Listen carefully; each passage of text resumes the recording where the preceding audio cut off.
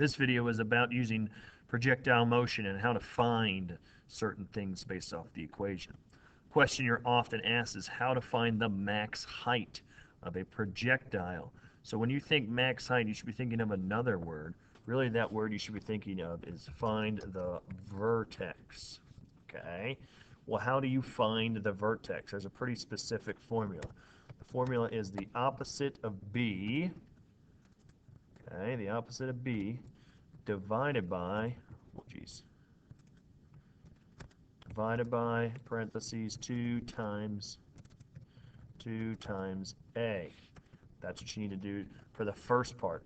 That equals the axis of symmetry. So let's go ahead and try this one. So the opposite of B would be negative 40, because in my example here, B is 40.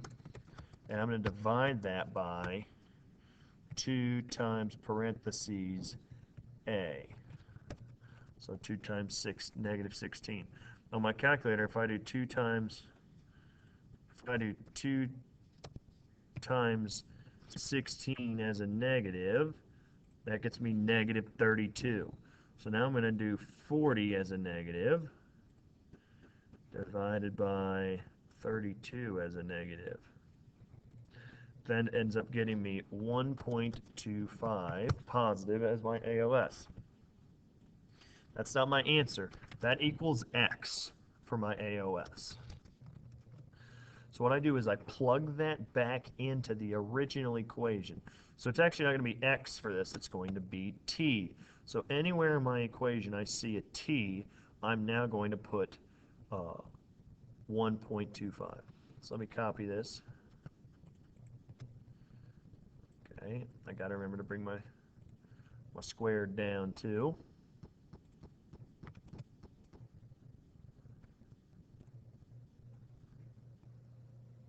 So anywhere there's a T, I'm now going to put parentheses 1.25. I need to bring that squared along with me too here. I'll change it here in a second.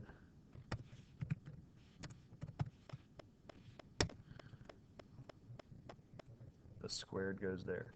So I'm going to type all of that in to my calculator. Give me a moment here to pull my calculator up. Let me pull up my calculator. So I'm going to type in my equation here. Okay, I need to remember to square this. Okay, that ends up giving me 27. Okay, that means my vertex is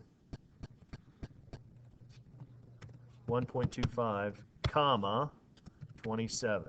Now which one of those is my max height? Well, my X is my horizontal. My X is when it's at its max height. But what is actually the max height? The max height will be 27 for the max height. That's how I find my answer. So that's how you find max height. The question of when it hits the ground. Okay, anytime it says when, it wants to know what an X value is. In order to do this, I'm going to tell you to use your formula sheet. You need to use the quadratic formula. So it's, in this instance, it's projectile motion, we don't use X, we use T. So use the quadratic formula to find the time it hits the ground. Use this to help guide you for your final exam review.